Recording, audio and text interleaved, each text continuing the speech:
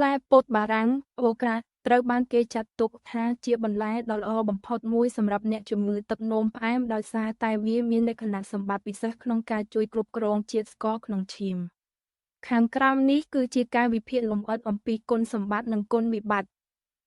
1. គុណសម្បត្តិអត្ថប្រយោជន៍កម្រិតជាតិស្ករក្នុងឈាមទាប Low Glycemic Index ពោតបារាំងមានសន្ទុះជាតិស្ករទាបដែលមានន័យថាវាបំបែកទៅជាស្ករយឺតៗក្នុងរាងកាយជួយការពារការកើនឡើងជាតិស្ករភ្លាមៗក្រោយពេលញ៉ាំ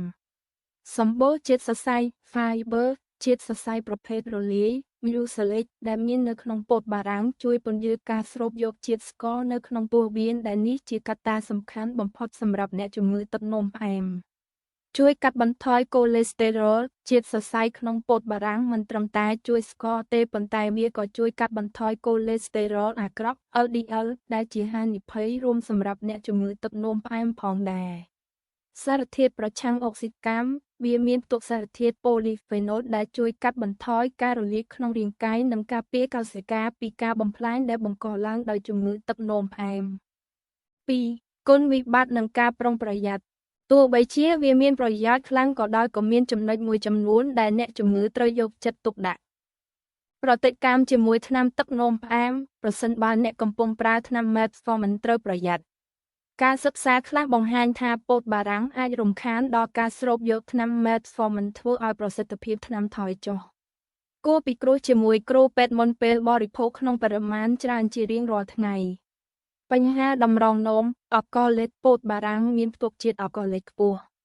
ចំពោះអ្នកជំងឺទឹកនោមផ្អែមដែលមានផលវិបាកដល់តម្រងនោម Diabetic Nephropathy ការញ៉ាំពោតបារាំងច្រើនពេកអាចបង្កើនហានិភ័យនៃការកើតគ្រោះក្នុងតម្រងនោមបញ្ហារំលាយអាហារដោយសារវាមានជាតិសរសៃខ្ពស់ការញ៉ាំច្រើនពេកភ្លាមៗអាចបណ្ដាលឲ្យហាមពោះឬរាគចំពោះអ្នកដែលមានប្រព័ន្ធរំលាយអាហារខ្សោយសេចក្តីសន្និដ្ឋាននិងការណែនាំពោតបារាំងគឺជាអាហារជំនួយដ៏ល្អបំផុតមួយប៉ុន្តែមិនមែនជាថ្នាំព្យាបាលជំងឺទឹកនោមផ្អែមនោះទេវាមិនអាចជំនួសថ្នាំដែលគ្រូពេទ្យចេញឲ្យបានឡើយដំបូន្មានសម្រាប់អ្នកជំងឺ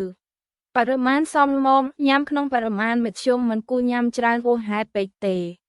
វិធីចម្អិនការស្ងោរឬអាំងស្រាលៗរក្សាគុណភាពបានល្អបំផុតជៀសវាងការបំពងខ្លាញ់ច្រើនព្រោះវានឹងបាត់បង់អត្ថប្រយោជន៍សុខភាពតាមដានពិនិត្យកម្រិតជាតិស្ករក្នុងឈាមឲ្យបានទៀងទាត់ដើម្បីមើលពីប្រតិកម្មរបស់រាងកាយអ្នកទៅលើអាហារ